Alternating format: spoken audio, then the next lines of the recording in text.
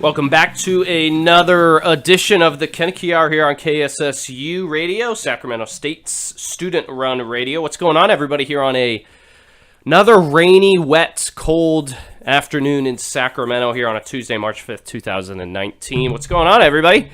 I am cold, but that's probably my problem because I'm wearing a tank top. But yeah, it just won't stop raining here in Sacramento. I feel like it's been raining for 2 weeks straight. I just feel like it's just never going to end. And it's supposed to rain the rest of some of today. And then, the rest of today, I should say. It's supposed to rain a lot tomorrow, and then it's supposed to start fizzling off on Thursday and into the weekend. And then it's supposed to come back. So a lot of snow, a lot of weather, a lot of rain up here in NorCal. Welcome to a passionate, heated, incomparable, and at times a very inconsistent discussion about everything in the sports world to my friends and family down south, back east.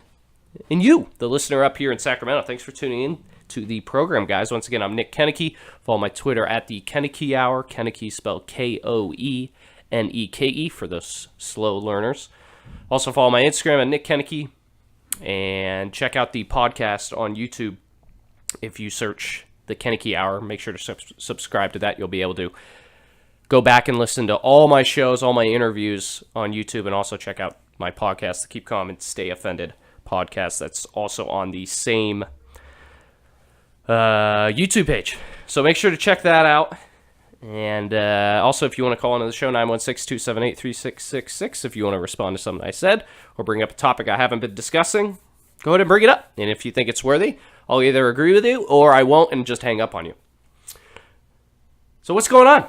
It is midterms here at Sacramento State. Very busy, obviously. I have tons of papers being a comm student, and I have a couple tests coming up. So I am just sitting on my computer at home, typing away or reading away for the past week and into the rest of this week.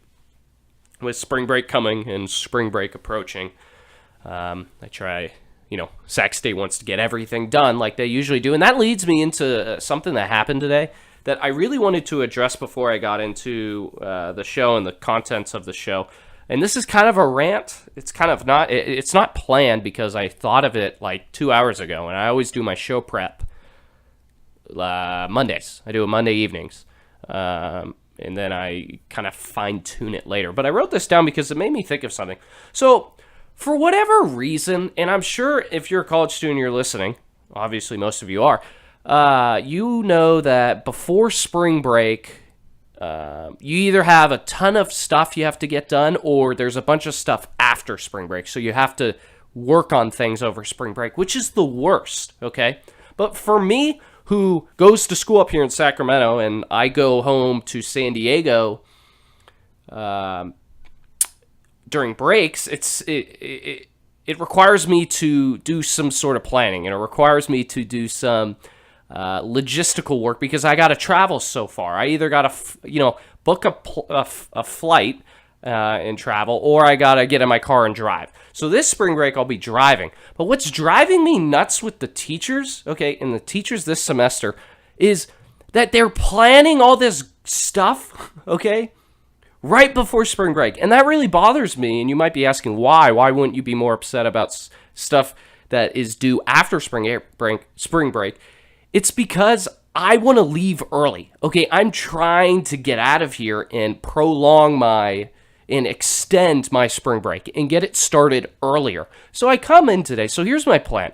I plan on leaving next week, which we have instructions, and then it's spring break the following week. But I want to leave next week, And what's getting real, how dare teachers plan lectures, tests, or assignments that are due when I'm supposed to be in class when I want to leave for spring break early and totally ditch? How dare you if you're a teacher who is making it a inconvenience for me to skip school, leave school, and start my spring break early, but no, you want to assign a test or an assignment. And this is what I mean by that. I show up today and I go up to I have 2 classes on Tuesday, Thursday. Then I have 2 online classes. So I'm not at school very often. You might be thinking, Nick, why are you even complaining? Here's why I'm complaining. I showed up to school. I talked to my teacher. I don't have to tell you that I'm not going to show up. I don't. but I choose to because I think it's the right thing to do. And as you know, I'm trying to show the teachers that I'm an adult and I'm responsible, right? Go to one of my teachers after class. I'm like, hey, just wanted to warn you, I'm not going to be here next Thursday. And she goes, and I'm like, what was that? What was that? She was just like, well, you missed last Thursday. And I'm like, yeah, because I had a family thing. Like, what do you want from me? This is totally different. She's like, fine. And I'm like, lady, I'm the only one who participates in this class. Okay, when I'm not here, this class is completely dead. Okay? I make the class laugh, I participate in the lectures, I answer your questions. What else do you want from me? Seriously, what else? Hey, I'm just letting you know, I'm being responsible. I thought it'd be the right thing to do to tell you that I'm not going to be here on Thursday, next week. Why? I'm not going to tell her why. But it's just annoying that she decided to get all upset and get angry. Okay, then I go to my next class. This is where it really ticked me off. And that's why I was like, okay, I got to bring this up on the show today. I show up to my surveying class, which is like one of the top communications classes at the school. And it's one of the classes you have to finish. Like, that's one of the last classes you have before you graduate, right? Show up to class. And in this class, the midterm is supposed to be Tuesday. So I'm like, perfect. I'm going to knock out the midterm, and then I'm going to go home. Thursday doesn't even matter. Even if we have class, even if we don't have class. I'm going to get all the stuff required. I show up to class, my teacher's like, oh, hey, on Tuesday, we're actually going to review for the midterm, which is great. But then we're also pushing back the midterm to Thursday. And I'm like, you got to be kidding me. Literally said that out loud. And my partner, who's doing a group project with me, he's like, hey, what's the problem? I'm like, I leave Tuesday. I'm trying to go home, okay? I'm trying to enjoy myself and enjoy break. And how dare you, as a teacher, schedule a midterm on a class day in which I want to skip? That always happens. I feel like that always happens. When I want to skip a day, or I want to start a long weekend early, or I want to start a spring break early, my teacher's like, nope, you're going to have crap to do. I'm going to skip anyways. I already told her. I went up to her. I'm like, hey, I'm not going to be here Thursday. And she was much nicer. She's like, all right, just take test Tuesday. I'm like, perfect. But it just bothers me that I have these plans. These teachers just keep inconveniencing me. You guys know what I'm talking about, right? Everybody's dealt with this situation. I'm advocating for not assigning anything the day before spring break or the day coming back for spring break. Those should be like, what do you call them? Blackout dates, right? They should be blackout dates where, you know, you're just getting in the groove of things, or you're just ending things if it's before the break. And then when you're coming back, you're just, you know, you're refreshing. Maybe you're doing a review. You're saying, hey, this is what we learned before. If you've, you know, kind of had a long break and you didn't really look at it, those days should be blacked out. And I'm just getting sick of these teachers just ruining my plans because I'm a planner. I get my stuff. I write stuff down, or I put it mentally in my head. I'm going to do this, I'm going to do this. And then they come in and totally blow it up. You guys know what I'm talking about? This has happened to me so many times. It's just, obviously it's an instruction day, so she can do, or he can do, whatever she wants. With me, I feel like they're just attacking me as an individual. And they're just like, oh, Nick, you want to drive home early so you could start a break because you have to account for a travel day? No. We're gonna have stuff that day. You're not gonna be able to get any of that done, and then you're gonna be behind on spring break, unlike everybody else. That's one of the, you know, not complaints, but, you know, things that sucks about going to school so far away from home is that you gotta account for all that traveling, and you lose like a day or two depending on when you leave. It just bugs me. I'll end it there. All right, let's move on to the Koeneke Rant of the Week before we actually get into sports. So, over the weekend I was gone. I was in Delaware. And if you follow me on Instagram, you probably saw videos and pictures and things like that. I was in Delaware actually attending a funeral, my grandma's funeral, which I was very active about describing my relationship with my grandma here on the radio. But over the weekend, we had to go to Delaware to bury her, basically. And I had a really funny story that I kind of want to get into and describe. So we got to the funeral, and I said my family wanted me to go up in front of the church and in front of the people who were attending and say a few words about my grandma, just like how I did on the air. And they asked me to do it, and I was like, okay, I'll do it. And it was kind of not planned. I said I would do it, and then I didn't want to do it, and then they asked me to do it, if that makes sense. So they right before the ceremony, they're like, hey, can you go up there? And I was like, I mean, I guess, sure, why not? So I read a few things down. I read a couple, words, couple notes, and I kind of just, went up there and spoke from the heart, right? So I get up there, and I totally kill it, okay? And I'm not, patting myself on the back or anything like that. That's just how I perceived it. And when you go up and speak in front of people, you can always tell if you do a good job or you don't do a good job, right? So I get up and I totally kill it. I make people laugh. I make people cry. I tell a couple stories, and I was up there for 3 to 4 minutes. And I did one joke that I said, my grandma died just before I turned 23, and and the joke kind of goes on lines of this. I don't remember exactly what I said because I didn't write it down. I just said, even though my hairline doesn't necessarily show it, I'm rather young, and I just turned 23. And the whole place just went nuts, dying laughing. And I was like, perfect.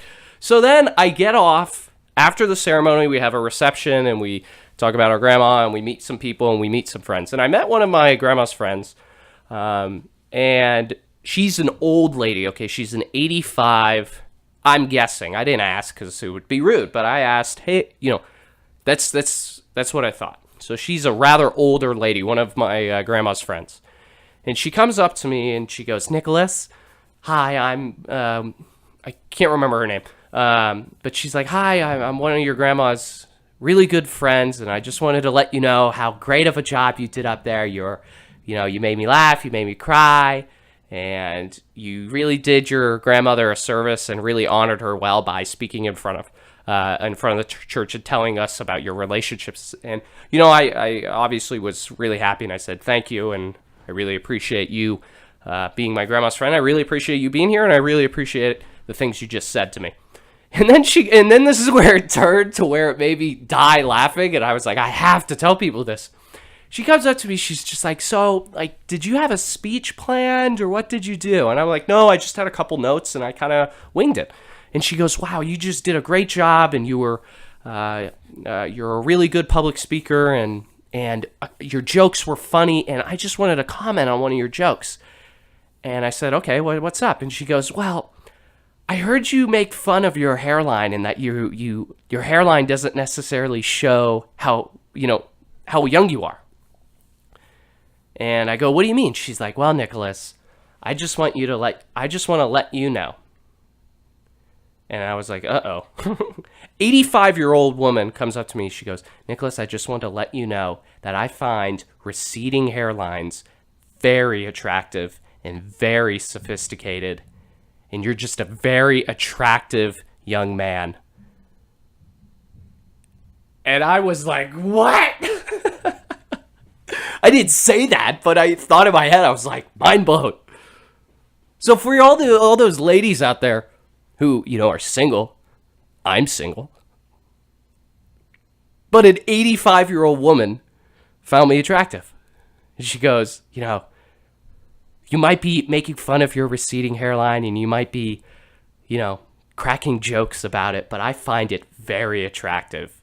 And I find men who have receding hairlines sophisticated, and I just wanted to let you know. And I'm like, thanks. It was the weirdest thing to happen. It wasn't weird, it was flattering, but it was just crazy because for whatever reason I connect with old people, and a lot of her friends, my grandma's friends who I got to meet, they're just like, Nicholas is just such a great young man. He's really well off, great communicator, blah, blah, blah, blah, blah. Good looking man. His parents raised him well, blah, blah, blah.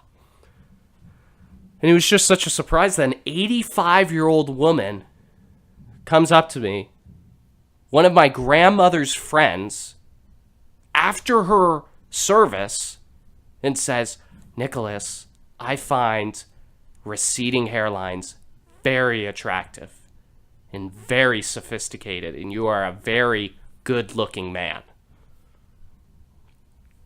Sweet! It was the craziest, not craziest, but a really interesting conversation I had with a lady. And I said after, I met her before she left, or I went up to her before she left, and I said, hey, it was really great talking with you for so long, and it was really great, meeting you, and I appreciate everything your relationship with my grandma and things like that. And she kind of gave me a wink. She's like, yeah. And I was like, all right, let's move on. That's Koeneke Rant of the Week. Let's move on to some sports news and what's going on with that. So Bryce Harper signed a 13-year, $330 million contract with the Philadelphia Phillies. And I asked this one question, will it work? So the Phillies are a really up-and-coming team, right? 2 years ago, I think they lost 100 games. They had a terrible first half, and then they have a really great second half for a horrible team. I think they went 500, which is really good. So they ended the 2017 season on a high note. Here comes 2018. They should have been a playoff team. If the Braves weren't so good in the NL East, Phillies would have won that division. And the Braves are much like the Phillies, an up-and-coming team that really they sparked and came forward and were better than a lot of people thought they would be. So moving towards the Phillies, they got great pitching. Nola, who I actually saw today while I was in class. There's another reason why I'm not doing great in my classes, because I'm watching baseball.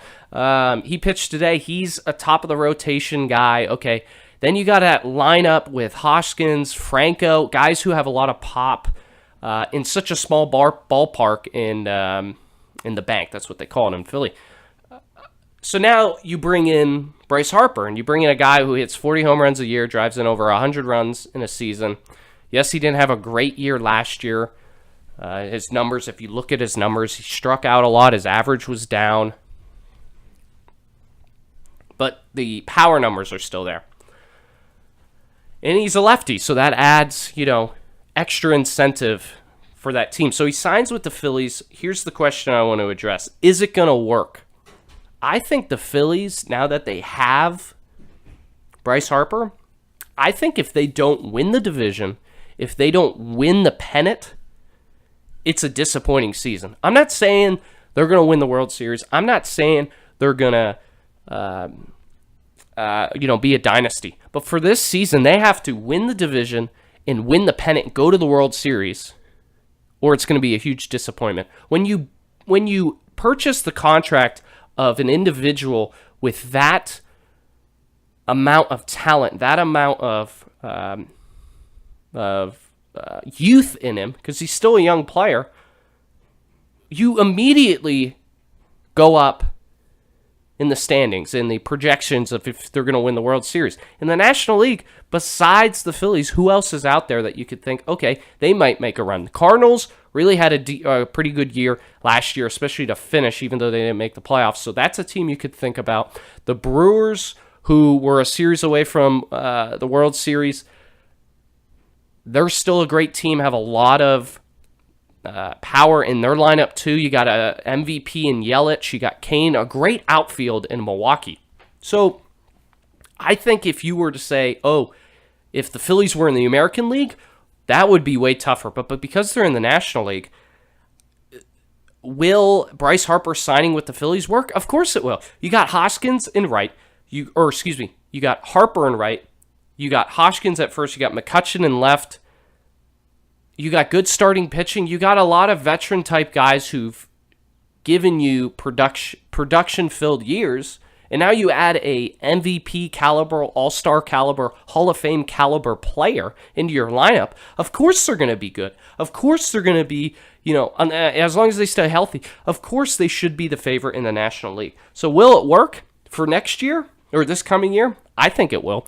I think they should win the National League. And if they don't, it's a disappointment. Going forward, you got 13 years with this guy, okay? Arguably, probably 6 to 7 of those in his prime, right? So we'll see. I'm really intrigued with this Phillies team, and it would be a disappointment if they weren't able to make it to the series. But they are definitely the favorites in the National League.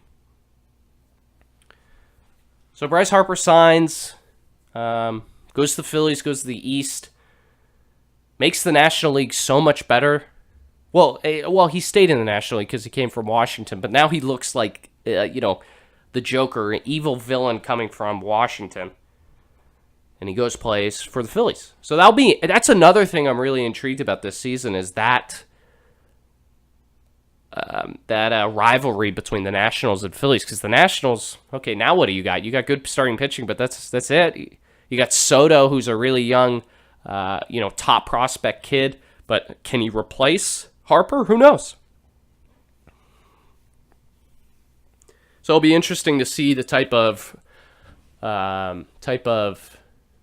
ovation or welcome from ballparks all around America because so many teams were in on him, and he chose the Phillies. And it was interesting. He took this long to sign with the Phillies, and it took him this long to be like, all right, I want to go to Philadelphia. Because the longer he waited, the more and more people thought, okay, well, he has this deal on the table for the Phillies. If he's waiting, if he really wants to sign with them, he would sign with them now. But I think he just waited it out, tried to get the best deal possible. I don't think the Phillies were a team that he was like, I have to go to the Phillies. I think he was saying, I want to get the most money possible, the most years possible,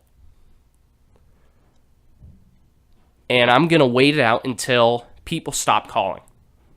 Because he had that deal on the table as his standard, as his output.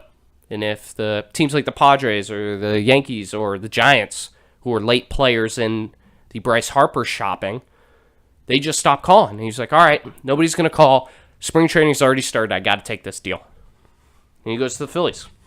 All right, 5:29 here on KSSU.com. I'm Nick Koeneke. Welcome to the Koeneke Hour. Heading towards our first break. Adam Glick will join me at 5:40 to talk March Madness. Remember to follow me on Twitter at the Koeneke Hour. Remember to follow my podcast on YouTube if you search the Koeneke Hour. And follow me on Instagram at Nick Koeneke. My computer keeps going out, and I don't know what's wrong with it. It just keeps... Because it has all my notes on it, what am I going to talk about next, and it just keeps going out. It's bothering the heck out of me. All right, moving on to Koeneke's Best before we hit a break, and then we're going to talk more sports coming up. Not a lot of sports today. I just had a lot of stories and things that I want to talk about. So I mentioned that over the weekend I had to fly to Delaware to attend my grandmother's funeral. Koeneke's Best this week, if you're familiar with this, or not familiar with this segment, it's stories and internet stories and things on the news that I find really positive and really nice and or funny that I want to share. And these are this week's Koeneke's Best is two stories that I had on Southwest, the airline that I flew to Philadelphia, and then I went to Delaware from there. So I went from Sacramento to St. Louis to Philadelphia, and the same way back, Philadelphia to St. Louis to Sacramento. And I flew Southwest, and I've always been pretty happy with Southwest. They're always really cool, and they're timely, and I don't really ever have any problems. So I was on the flight, and my sister's fiance actually got on the flight earlier, so he saved us a row. And I get on the plane, and next thing I know, he's there. I walk up, and I'm not thinking of anything. He sits us in the exit row, and I was like, why would he do that? But then, in the exit row in these new planes, they only have two seats. So one seat has all this legroom, and guess who got all that legroom? This guy. For a 3-hour flight to St. Louis, had just stretched out my legs. I was just loving myself, and I went up to the flight attendant. I'm like, oh my God, you guys have an amazing airline. Really appreciate all the extra running around. Blah, blah, blah, blah, blah. It was fantastic. So that was great. Okay, and then on my flight back, I had this mother with her newborn, I kind of say, but probably about the age of 1, whatever. And she was flying with her from Philadelphia to St. Louis to Sacramento because she was on both of our flights. But this little baby was, behaved fine. Didn't have any problems, things like that. But the mother, I noticed she was like getting a little antsy because she was a couple rows in front of me. And she goes, I really got to use the bathroom. And I could tell because she got up. And anytime you get up on an airplane, it usually means you got to go to the bathroom. So she gets up and she's holding her baby. And she's like, oh, I don't know what to do with my baby. Do I bring the baby into the bathroom? Next thing you know, one of the flight attendants comes up. He's like, hey, do you need to use the bathroom? She goes, yes. He's like, here, let me take the baby. I'll take care of the baby. You relax for like 5 to 10 minutes. Do whatever you got to do. Relax, stretch, go to the bathroom. And he did. And this flight attendant's just walking around the plane, just touring with this baby, just keeping the baby occupied and distracted. And I thought it was the nicest thing. And really a kind gesture can go a long way. And even for a spectator like me, who was just on the plane, who just saw this happen, it brought, happy feelings to me, however you want to call it. But I thought that was really nice, and that's a couple stories that were really positive that I noticed over the weekend. That, he was just walking on, letting people say hi to the baby because everybody loves babies. And I just, it was a cool story. And it was a cool thing to witness, and Southwest is a great airline. If you don't fly Southwest, if you fly, United, American, Delta, whatever. Delta's pretty fine. Alaska's pretty good. But Southwest, there's never any problems. People are really nice. I got great snacks. I got, like, Oreos, and I was telling the flight attendant, I was like, I'm trying to lose weight. Okay, I'm trying to get in better shape, and you're not helping by giving me package of Oreos after package of Oreos, because I kept asking. I can't control myself, just like with Girl Scout cookies. Can't control myself. Ran into them again. They're bullies. If you're familiar with last week's show, Girl Scouts are bullies. All right, 5:34 here on KSSU.com. We're going to hit a break. Coming back, we're going to talk some March Madness, going to talk some Pirates baseball, and got the sided debate of the week, and much more, and some NBA talk. It's something I noticed in last night's game between the Clippers and the Lakers, and a game, I don't remember who Atlanta was playing, but I saw a little bit of that game in Trae Young, and I wanted to discuss what I saw in that game. But first, let's take a break. You're listening to the Koeneke Hour here on KSSU.com. So, just got done talking some Bryce Harper, getting $330 million. What do you even do with that amount of money? I mean, I know it's over 13 years, but it's like when you win the lottery, right? You, like, obviously you pay off your house, pay all your bills, all that kind of stuff, but what do you do with that money? I guess that's the luxury of, being a pro athlete. All right, let's move on. Adam Glick 39 on Twitter is going to talk some March Madness. And Glick texts me. First of all, he called the wrong number today. And Glick's really pissing me off, and here's why. First of all, he calls the wrong number. Second of all, he texted me yesterday in this tone that I didn't appreciate at all. Glick goes, I need to be on your show. And if you're familiar with the show, Glick comes on the show all the time. And I love having Glick. I really appreciate having him. I like that he spends, his time calling in, his precious time over at the University of Texas. He decides to call me. I really love that. But when he comes, I have to be on your show because it's March and I got to talk. I got to talk about my bracket. He's totally freaking out. And I'm like, Glick, why don't you say, hey, do you mind if I come on your show this week? Do you have some time to, allow me to come talk about March Madness? And he's now on the phone. Adam Glick from the University of Texas. Hi, Glick. Hello. How are you? How am I? Do you have any response to what I just said? I think you're, as always, exaggerating the point. I was just making a statement that it would be beneficial to your listeners that a expert in college basketball should be on your show, and that is me, and it is March, so it is college basketball at its best, and I just think for your show's sake, and for your sake, for my sake, I think it was best for me to go on the show. Okay. Glick, you ever have an 85-year-old tell you you're attractive? No, but I can work towards that goal, hopefully. Okay. All right, Glick. Just trying to mess with you, trying to get you a little fired up for March Madness, because clearly you are fired up For a guy who doesn't watch a lot of college basketball, I just see highlights, I just see scores, I don't really follow it. Give us an update. You haven't been on the show for a couple weeks, I think. In the last couple of weeks, give us an update of what's going on in NCAA basketball. Well, it is the last week of the regular season for the major conference teams. A few conference tournaments getting started this week and in a couple days as well. Duke obviously had the injury to Zion Williamson. I haven't been on the show since that injury, which has propelled them to lose that game against North Carolina and lose also at Virginia Tech. They haven't looked as good. They are not a national title contender without him. We still don't. I know that later we'll get into Zion's injury, but that's a big thing right now in college basketball. Tennessee. Remember last time I said you asked about Tennessee, Kentucky, and I said wait till the second game, the rematch, and see.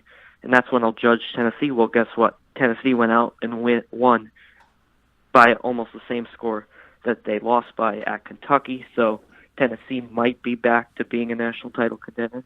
Obviously played a great game. The chase for number 1 seeds, as we are less than 2 weeks away now from Selection Sunday. It's a tight chase. I think there's 6 teams for 4 spots, so that should be fun to watch as well. Teams trying to get into the tournament. The bubble is a lot of teams, not a lot of good teams. These teams are not good. Okay. So a lot of bad teams fighting for the last spot.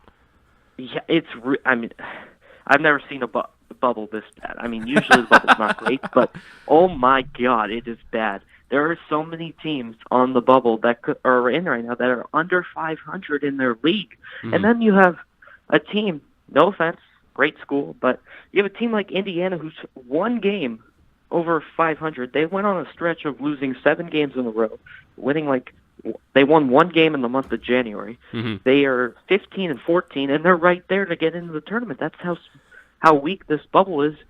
The main problem is the Big East and the Pac-12. Pac-12, obviously, always bad. It's horrible. Yeah, it's horrible. Just overrated in every single sport in college, every year. Yeah, every year. And they always want to talk about how there's East Coast bias, and they always want to say, oh, we got some good teams out here. Yeah, the second you start playing SEC schools, the second you start playing ACC schools, especially in basketball, you get your butt kicked. Okay, so stop it. Stop it with the whole, we're unfairly judged. You know what I mean, Gleck? Yeah, I agree, and it's honestly, I hate to kick the Pac-12, but they are worse than a good number of small leagues, small mid-major leagues. They're worse. I don't care if they're Power 5. They're not good teams in that conference. Right. I'm sorry. Washington is okay. They're not great. They're probably the only at-large for sure. Arizona State hindering on the at-large right now. The only reason they're on the bubble is because, like I said, it's horrible. One of the teams that they shouldn't get in, but they could get in because it's that bad. And then everyone else is just complete garbage. Nice way to put it. Yeah. So, Glick, real quick, do you have fraternity things? I forgot to ask, how long will you be able to talk for? I want to make sure we stay under a certain... Till whenever. Till whenever. Glick's got all the time in the world. That's what I like to hear. So you talked about how Zion got hurt. We haven't talked about that. You wanted to talk about later. Let's talk about it now. Duke is not a championship caliber team without him. No doubt. I've watched them play every game since Zion's injury, and they aren't the same team. Is it more of, here, because I don't want to forget, is it more of the fact that their inside presence is lost because Zion isn't there, because he breaks shoes and he's just an animal, a physical beast, especially in the paint? Or do you think it's equal to the fact that they can't shoot beyond the arc? They're ranked, I think, 200-something in the country in three-point percentage, which is a bigger deal going down the stretch. Obviously, Zion is a big deal not having him, okay, and having him not on the floor offensively and defensively. But couldn't you also argue that the lack of outside shooting could derail this team from winning yet another championship? I 100% agree. You make a great point. And the reason why that they have struggled without Zion is because now without him and having that inside presence and scoring points in the paint, they have to shoot more threes. And this team is not a good three-point shooting team. And they are relying on three-point shooters, Cam Reddish and R.J. Barrett. Yeah, but they can't make them.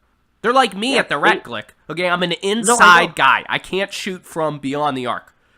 Yeah, I mean, listen, they make threes throughout the game, but they have to take 20-something threes a game with Zion on the court. And that's not how you win games. And that's the only reason why they will not win a championship is because of their three-point shooting. That would be the only reason. And honestly, if they're going to lose, it's going to be because of that reason. If they lose in the tournament, guarantee you, look to the three-point percentage. It's going to be because of that. If Zion plays and he's healthy and he's as impactful as he's been all year, are they the favorite, though? Oh, 100% they are the favorite, but people saying that Duke's going to win easily, it's clear that they're the favorite. Yes, they're the favorite, but they could lose because of that three-point shooting. Mm-hmm. You get into a game and you're shooting under 30% and you're playing a team that's shooting well, you can lose. Right. It's March Madness. It's one game. And I have a hard time believing, though, that they will lose because they're just so talented with Zion. He's just such an animal. He's unguardable, but you never know. And, we'll see with this Duke team. I don't know what's Zion's case, though. I don't know if you've been following the story, but Krzyzewski last week said it wasn't going great, the injury recovery. Mm-hmm. And then a couple days ago, he said it's going great. He's on his last, preparation stage to get back. And then he didn't rule out Zion. I was expecting Zion to play today for at least a couple minutes, and then this morning, he ruled him out. And now you only have one regular season game left after tonight, and you play North Carolina. You want him coming back for that game? Of course you without playing for a couple weeks? Yeah, you want him, but I don't know if he's going to be the same kind of player that he is. And then the question is, if you don't play him then, is he going to play in the ACC tournament? He has to play at least one or two games, in my mind, before the NCAA tournament if they want to win the national championship. Before the conference tournaments, who do you have as your number one seeds? The four number one seeds in each region. If you were to guess, without knowing the outcome of the conference tournaments, who would you have in those slots? Okay, so right now I would have Gonzaga. Okay, that's obvious. Yeah, Gonzaga is going to be on the West Coast as well. That's obvious. Virginia would be, I think, the East region. They would be home court because they're the better overall number one than Duke. Mm-hmm. So Duke would be my third number one, and I think they would be South or Midwest. I don't know. And then right now it's Tennessee over Kentucky, but definitely Kentucky can get there if they win the SEC tournament. They can definitely get there. I think that one is between Tennessee and Kentucky, and right now that one with Duke is between Duke and Carolina. Carolina can get to a 1. There's 6 teams, like I said, that can get a 1. Only 4 spots, though, obviously. And I think Carolina, if they run the table, will be 100% deserving of getting a number 1 seed. If Duke does not have Zion for a period of time, or if they just lose in the tournament, because they're going to make the tournament no matter how the conference tournament plays out, who would you have as the favorite to win if it wasn't Duke?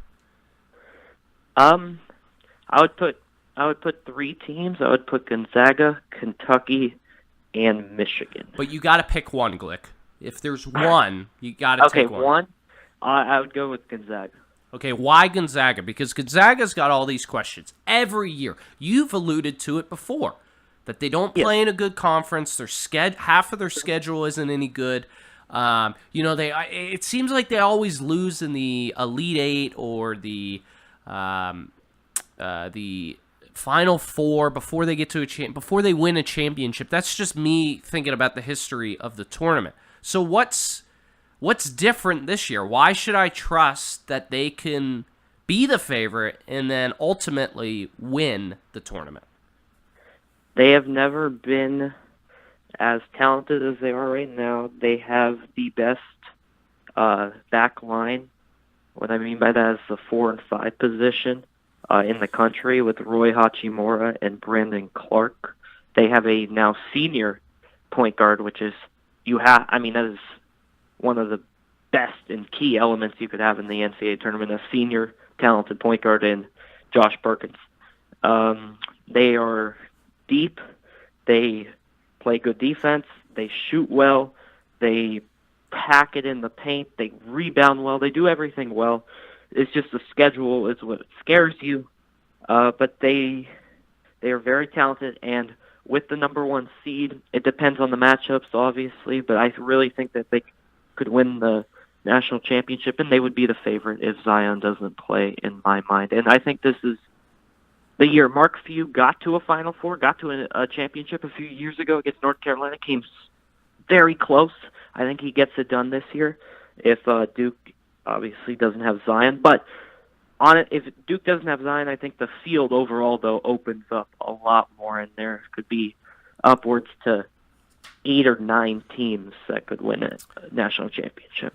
Adam Glick from the University of Texas. Follow him on Twitter at AdamGlick39. Glick, give me a team that will be a 7th seed to maybe a 12th seed, that kind of range. So not like a team that you would think that really could, make a run at the championship, but through number 7 to number 12, if we were to make a hypothetical. Out of those seeds... Am I only allowed to give you one team? Give me one team that can make some noise, that could get to the Sweet 16, maybe the Elite 8, that's either like a 7th seed through a 12th seed. Like those crazy, games that you always see play out. Who's one team for you? It's a great question. I'm going to say Wofford. Wofford? Yes, Wofford Terriers. They are now. Please explain Wofford University, because I've never. They're from South Carolina. They play in the Southern Conference, coached by, I think his name's Mike, is something. I don't know. White. I don't know. I forget his name. I saw him interviewed the other day. I forget his name now. They are led by Fletcher McGee, who's probably the best three-point shooter in the country. Cameron Johnson is probably the best 4-man in a mid-major conference. They are, other than Gonzaga, they're the only other team to go undefeated in conference play, 18-0. Critics will say, "Oh, they play in a horrible conference." Not exactly. East Tennessee State, UNC Greensboro, and Furman, those are 3 other teams, are all in the top 65 in the net. So you have 4 teams in a mid-major conference top 65 in the net, which is pretty impressive. And they went 18-0. So if they win their conference, what seed would they be at? So they can lose their conference, in my opinion, and still get in. Okay, but say they win the conference, what seed would they be? Like a 9? The key for them, they would be an 8 or a 9, but they can maybe push 7 territory. And if they don't win it, if they don't win the tournament, they're going to be a 12-13? No, they would be a 10 or 11. But would they have to be in the play-in game? I think they could avoid it, because the only reason I said is because they have 4 losses. They're 26-4. All 4 of those losses are against teams that will be in the tournament most likely in their quad 1 games, which is huge. And they are 3-4 versus quad 1, which is pretty good for a small team. It's really good, actually. And they're 4. And then quad 2 through quad 3 through quad 4, they have 0 losses. Mm-hmm. So, I mean, listen, they could have upset a really good team earlier on the year, but they didn't lose to any bad teams. And listen, even the good teams, other than, the Dukes or the Kentuckys, they lose every now and then to like a so-so team. Right. Wofford didn't do that. And like in Nevada. Nevada lost to San Diego State. That's a good example. And to be fair, Wofford is playing so-so teams the whole entire season. And you would think they would have one bad game. Well, they didn't. They went through that. Mm-hmm. They won every game against these not great teams. And then when they played the best teams in the conference, they didn't lose to one of them. So they're definitely an at-large. They're really good. And I looked at this the other day. they're good in almost every category. Their one weakness might be the defense, Mm-hmm. but it depends on the matchup for them. I think they're in the 8-9 range, but I feel like for them to win, they either need to be a 7 or a 10 to make the Sweet 16. I don't think they're good enough to beat a 1. They could be good enough to beat a 2 seed. All right, Glick, before we move on to some Bryce Harper discussion, will you be attending any March Madness games? Yes, I am lucky enough to be going to Salt Lake City for the first and second round. Only problem is that I have to see Gonzaga. It's already confirmed that Gonzaga will be playing there, so I'm going to have to see a 1 versus 16. Mm-hmm. But the 8-9 game should be good, and then hopefully I get a good pairing for the other two. Mm-hmm. And I'm very excited. Can't not wait. It's in a couple of weeks. And I'm going with my dad and my grandpa, so Mm-hmm. a little Glick family. Little Glick family outing, huh? Yeah, so it should be fun. So, Glick, if you're going to Salt Lake, when will you be back for spring break so we can connect? That's a good question. So I come back Saturday, March 16th, Okay. I think. So is it 2 weeks from Saturday? I think it's 2 weeks from Saturday. So are you going to the tournament before that or after that? No. So, I come back to San Diego March 16th, which is a Saturday, and I leave Wednesday night. So from Saturday to Wednesday, we'll definitely hang out. One or So multiple. Wednesday you go to Salt Lake. Wednesday night, yeah. You go to Salt Lake for the remainder of spring break. Thursday. The games are Thursday and Saturday. Well, good to know. All right, Glick, what do you make of Bryce Harper and the Phillies? I think it's a good deal, but even without Bryce Harper, this Phillies team was going to be really good. Right. And That's what I was with saying. him, I mean, they're a lock in my opinion to win the AL East. This team is really scary, top NL to East? bottom. Or NL East. My bad. This team is. I mean, if their young pitching performs like they did last year, except in the month of September, they are going to be World Series contender, but definitely a top team in the NL. And Bryce Harper just adds another dimension to a really good and young lineup as well. And I really think, but the thing that bothers me is if these Phillies do really well, which I think they will, they're going to give all the credit, in my opinion, to him. And I really think it's the other players that make this team good. It will not be because of him, but he will obviously put up pretty good statistics. So the question I asked my listeners at the beginning of the show was, is this Bryce Harper thing going to work, and should they be World Series favorites to get at least win the National League and win the pennant? And I said if they don't win the pennant, it's a disappointing year. Would you agree with that? I would say if they don't win the pennant this year or next year, I would give them 1 year. I would say it would be a disappointment if they didn't make the playoffs this year, and then next year they should be World Series contenders for sure. The Dodgers are going to be there, you know that. The Cubs are going to be really good. The Cardinals are going to be good. The Brewers are going to be good. So I could easily see them losing in a series to one of those teams. So I think them not winning the division, not make the playoffs, that would be a huge disappointment. I wait till next year to put them into a World Series contender. I don't know if they're a World Series contender just yet. Mm-hmm. So Glick attends the University of Texas. He is a freshman there. Glick, are you a journalism major, I assume, right? Yes, I am. So Glick is a journalism major. Glick, before you go, I got 2 questions for you, okay?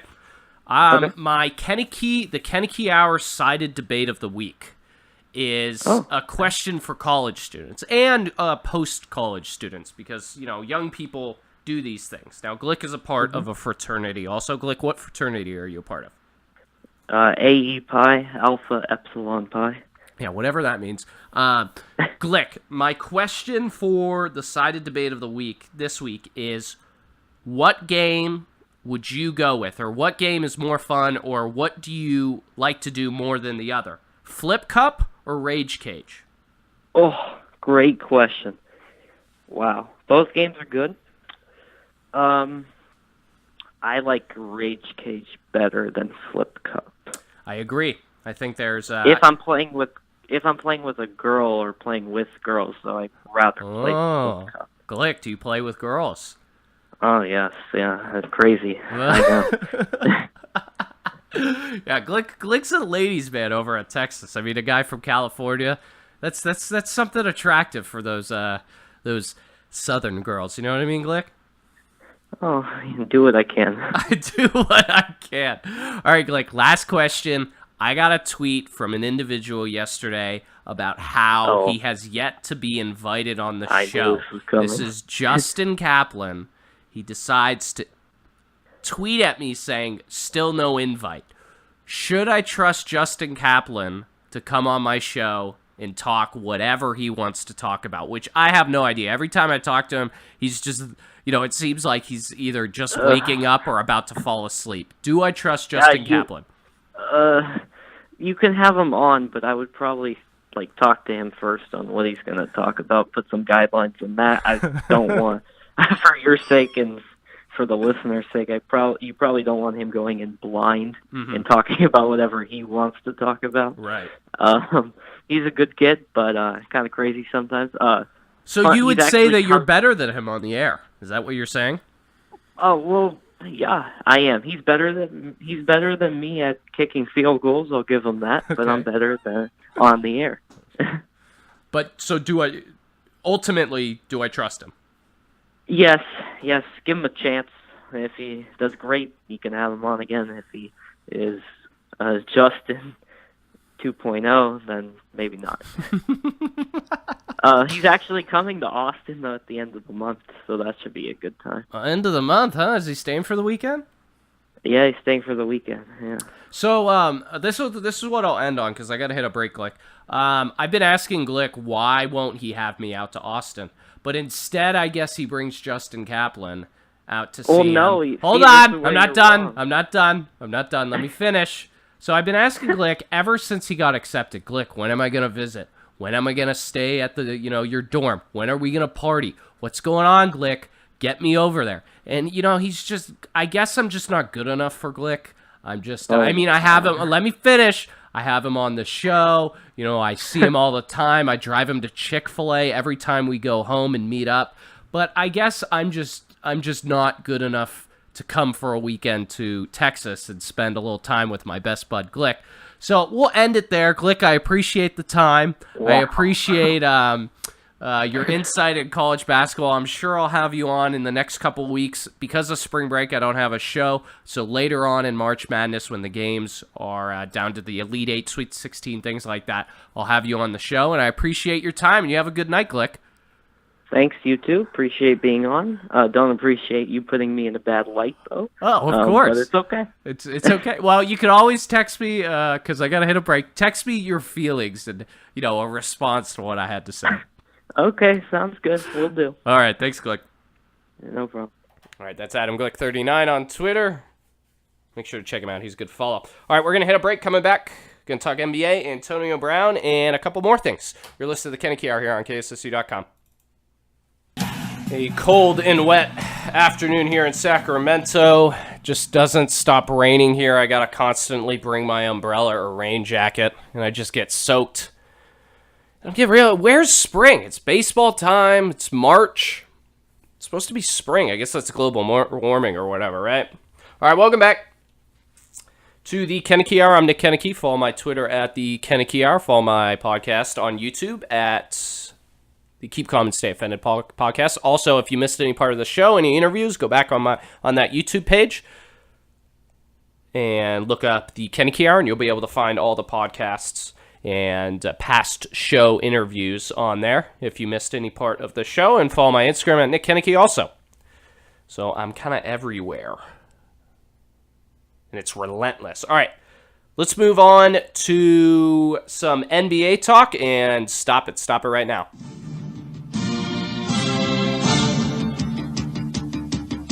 Welcome to Stop It. Stop it right now. No.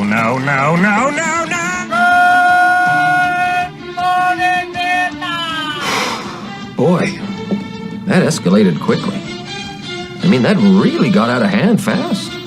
Stop it. Get some help.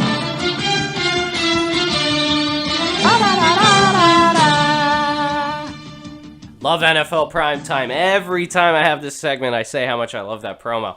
It's arguably one of my best promos I've ever had in the 3-4 years I've been in radio. All right, so Stop It right now has to do something I was watching in the NBA a couple nights ago. It was the Atlanta Hawks and some other team. I can't remember, but Trae Young was given 2 technicals in a game, and he was thrown out. And one thing I have a problem with the NBA, and the NBA's got to stop it right now, with the amount of technicals that they call in each game. It's getting to a point where it is ridiculous. I mean, it is for the most ticky-tack, most just, like, this isn't a rec league. This isn't, youth basketball. This is NBA basketball. Guys are getting teed up for talking trash, yelling at the ref, staying on the rim too long after a dunk or an alley-oop. You get a technical for everything. Excuse me. You get a technical for everything nowadays. What happened in the days where you could push people and it'd be fine? It's a physical game, basketball, okay? You're constantly bodying somebody up. It's a competitive back and forth game, and it's athletes who are, competitive from when they were kids. So why does the NFL, why does the NBA have to slow these games down by calling technical after technical after technical? Every game now there's a technical. It's ridiculous. For the weirdest, dumbest, most, ticky-tack ways. And I saw that Trae Young was thrown out because he was talking trash after making a deep 3. You should be able to talk trash when you make a 3. You should be able to talk trash when you hit a tough shot. You should be able to talk trash if you block somebody. You should be able to talk trash and, make your opponent feel your presence when your team goes on a run or the game's almost over. Why do these NFL refs have to make everything like politically correct or, so nice in a family atmosphere? These are athletes. These are professional athletes being paid, okay? Confrontation in competitive sports is going to happen. So the NBA, stop it right now with the whole, we want to stop this or minimize this because we're trying to make the league look better. Everybody knows when they go watch the game on the TV, listen to it on the radio, whatever. They know that confrontation's going to happen in every single sport. And to keep adding rules to it slows down the game. It decreases competition, decreases characters and personalities in the NBA because people have to keep their players and coaches and coaching staffs have to keep their mouths shut. And then there's no excitement where, fans love seeing fights. Fans love seeing brawls. Fans love seeing confrontation. It's a part of the game. So please, stop it right now with trying to eliminate that. It's ridiculous, man. It is. I'm sick of seeing this. That's why the NBA is one of my least favorite sports to watch. I'll watch it, but it's not my favorite. It's because of things like this, lack of competition.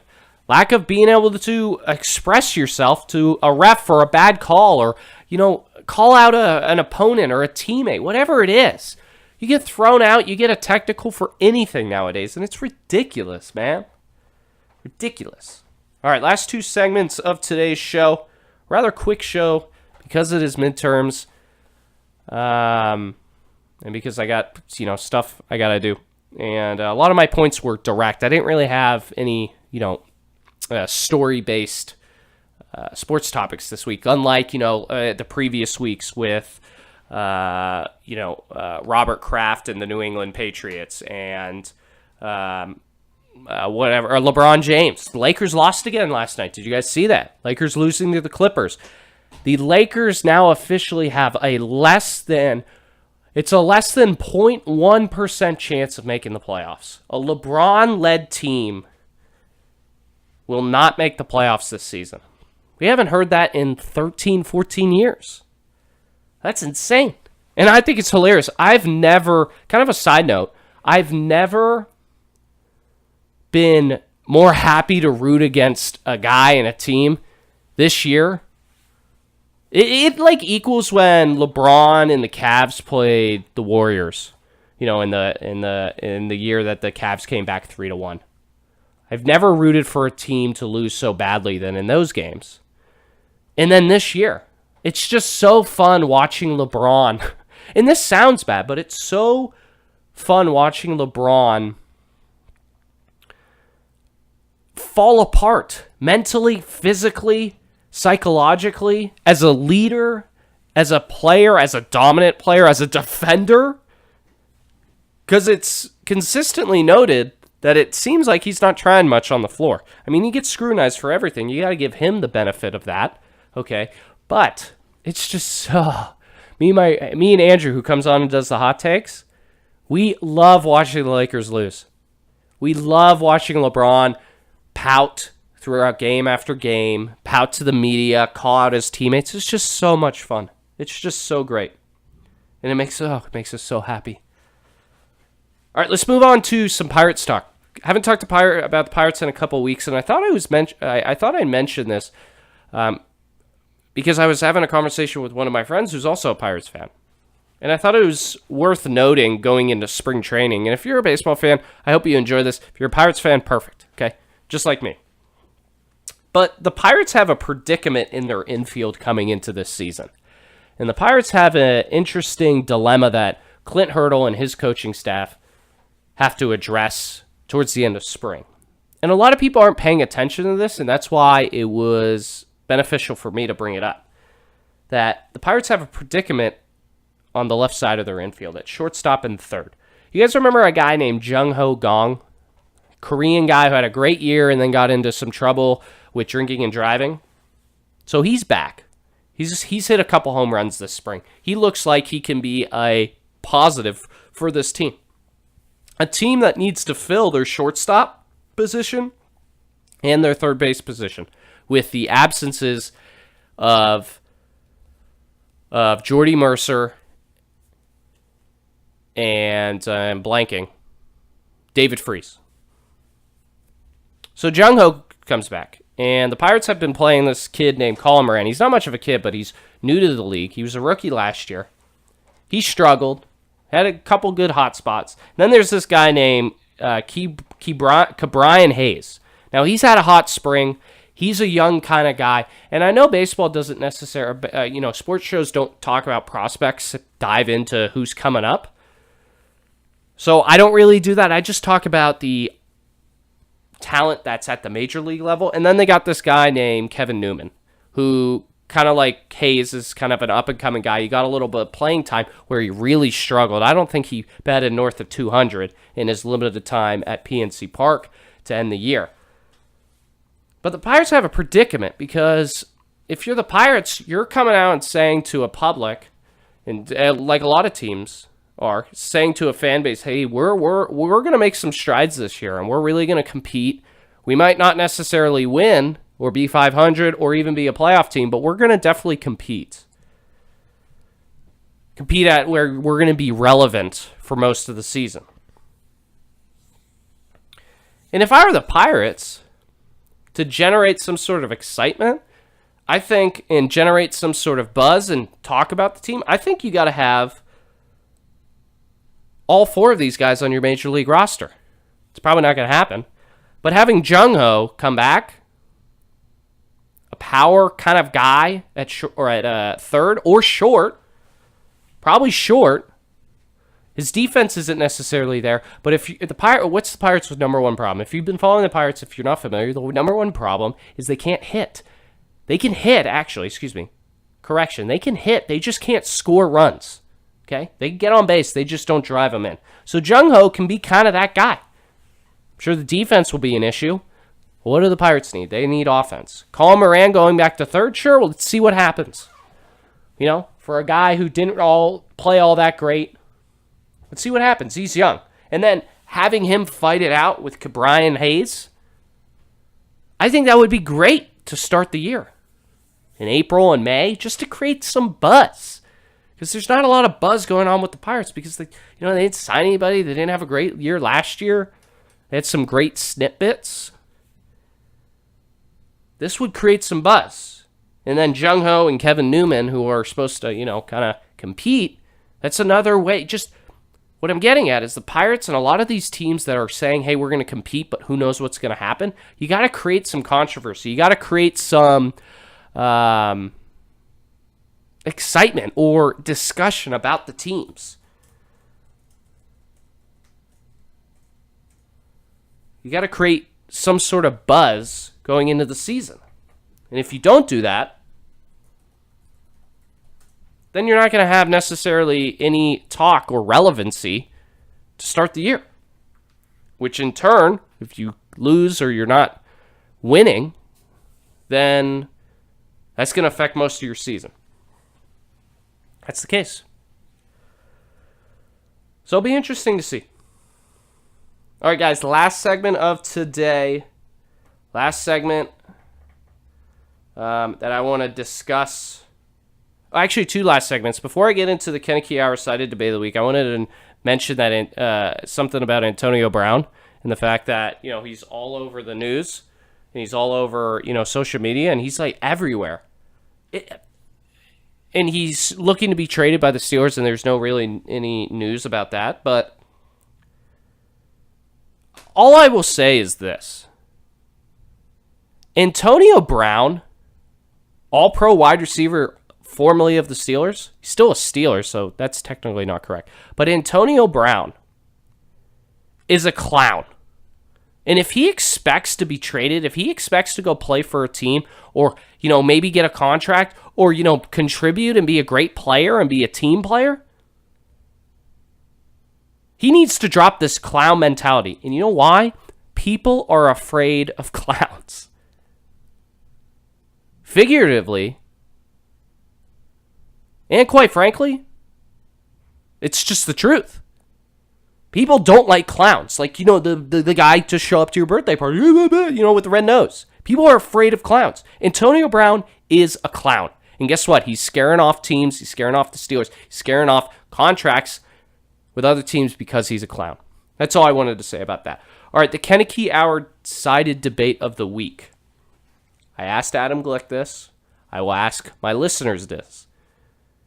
For more information on this debate, go to sided.co and check it out. But I'm going to post this just after today's show. And if you're a college student or if you're just a young person who likes to drink, this question is for you. What game would you rather play? Flip Cup or Rage Cage? I love drinking games. Love them. Before you go out to a bar, you do a little pregame, play little games. It's competitive. It's fun. And it makes things, at the bar much more fun and much more cheaper because you're drinking at home. But as a college student, what would you rather play? Flip Cup or Rage Cage? For me, it had to be Rage Cage. Just because you could get such a big group together instead of having teams. I don't necessarily like the team mentality unless it comes to dice, if you're familiar with that game, or baseball. But for me, I love Rage Cage just because you can get like 10 to 15 people and it's just a circle and everybody's involved and everybody gets to contribute, things like that. And you're on your own, and that's what's great about drinking games drinking games are great, with teams and things like that. I like Flip Cup, but I much rather play Rage Cage just because it says it in the name. It's crazy. People freak out and then you really don't want to drink that middle cup. It's full of whatever. It's the worst. And that's why it's so great. That's why it's so fun. So if you want more information on this debate, go to sided.co. All right, guys, that'll do it for today's show. I'm Nick Koeneke. Remember to follow my Twitter at the Koeneke Hour. Remember to follow my podcast on YouTube. Just search the Koeneke Hour. And my specific podcast, the Keep Calm and Stay Offended podcast. And all podcasts of this show you can check out on YouTube. And remember to follow me on Instagram at Nick Koeneke. So again, I thank Adam Glick. I thank you, the listener, for tuning in today. Kind of all over the place. Just because I have so much going on and so much on my mind that I was a little all over the place. So I appreciate you bearing with me. I'll catch you guys next time. I don't know when that will be because spring break's coming up. So I really don't know when I'm going to be doing the next show. So in the meantime, make sure to go check out the podcast on YouTube. Just search the Koeneke Hour. All right, that'll do it for me here on a Tuesday. here on KSSU.com, the student-run radio station of Sacramento State. I'm Nick Koeneke, and I'll see everybody next time.